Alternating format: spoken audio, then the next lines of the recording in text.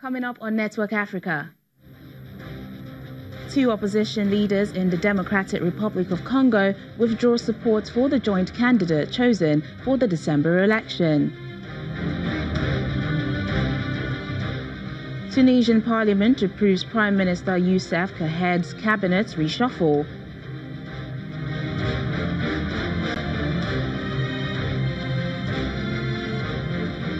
Libya's military strongman Khalifa Haftar says he will not take part in a summit hosted by Italy for the country's future.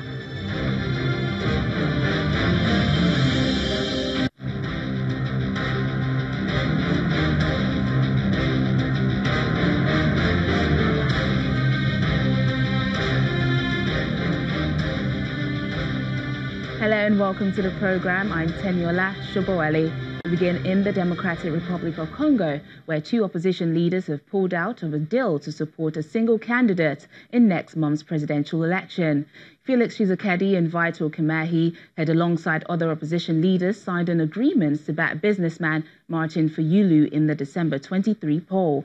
It marks a rare moment of unity for the country's splintered opposition, whose infighting in recent years has often played into the hands of President Joseph Kabila, who was ruled since his father was killed in 2001. Scores of opposition supporters demonstrated in the capital on Monday against the choice of Fayulu to face off against Kabila's preferred candidate, Emmanuel Ramazani Shadri.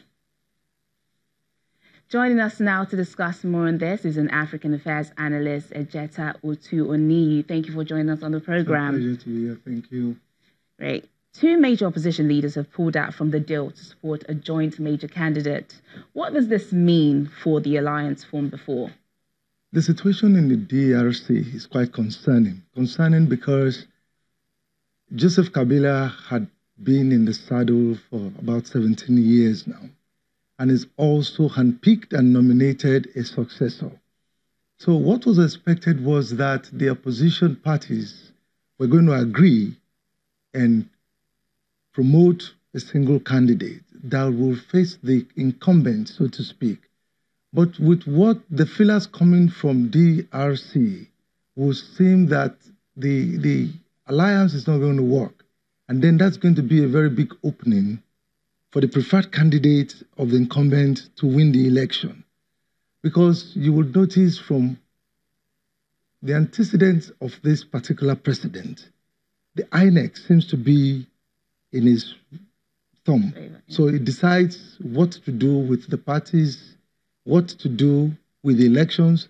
The elections have been postponed since 2016, even until now, when his term originally expired. So they're just giving him a leeway to have his preferred candidate take over from him. And that's going to be quite unfortunate because, yes. So you don't think the Fayulu has enough grassroots support? It doesn't have enough grassroots support. As a matter of fact, Felix Tshisekedi was the preferred because he heads the biggest opposition party in the DRC. So it was expected that he was going to be put forward as the main opposition presidential candidate by all the parties. But of course, the grassroots were quite disappointed when it didn't turn out, and it turned out that it was Fayulu. Okay. Let's talk about Emmanuel Ramazani Shadri. He's a loyalist of Kabila. Yeah. Do you see him performing or doing Kabila's bidding if he does come into power? Clearly, he was handpicked by Kabila. The likelihood, he may decide to become his own man upon election, but the likelihood of his doing the bidding of Kabila is very high.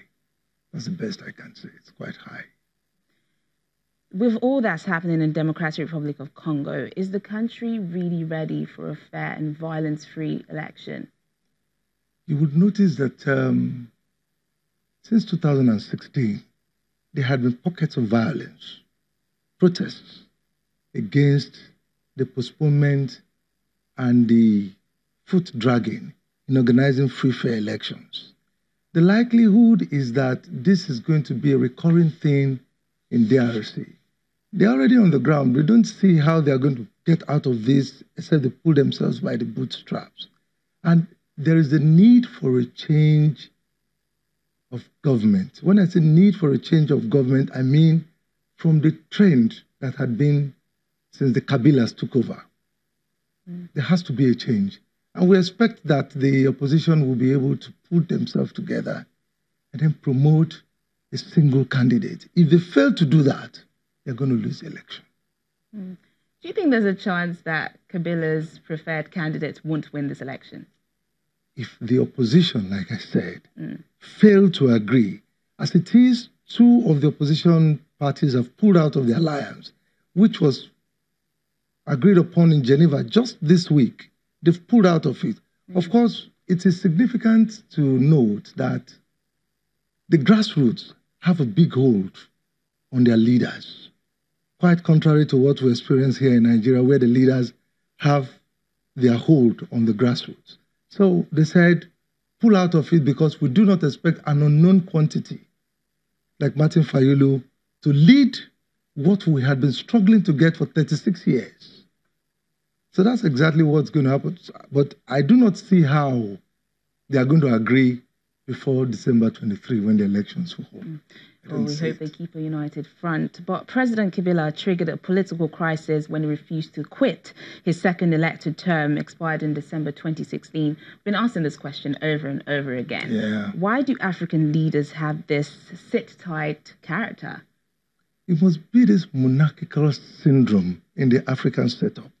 Sometimes I guess because they see their kings in their domain, and then the kings don't abdicate their thrones until they die. So there is this thing about Africa where those who are elected also want to sit down and become king over their domain. It's a very terrible problem. Very terrible. African Affairs Analyst Ejeta Otu Onio, it was a pleasure speaking with you on It's my pleasure to be here. Thank you. Thank you. Moving on now, in Gabon, citizens say they are deeply concerned over the health of the country's president, Ali Bongo. Before his spokesperson announced that the president's health has greatly improved, there were speculations last month that he suffered a stroke. A little over 2 weeks since Gabon's president Ali Bongo was hospitalized in Saudi Arabia after suffering what sources said was a stroke, speculation over the state of his health continues back home. According to sources, Bongo was admitted to hospital on October 24 in Saudi Arabia after the stroke, though Gabonese authorities said he was merely suffering from fatigue. Despite a statement from his office saying that the president's health is greatly improved and he is recovering his physical abilities, many on the streets of the capital, Libreville, say they want more information. I remain skeptical, but I have faith. I am not advocating for the president to die. I want him to recover because you cannot wish death upon someone. But as a Gabonese, I have questions. I am worried.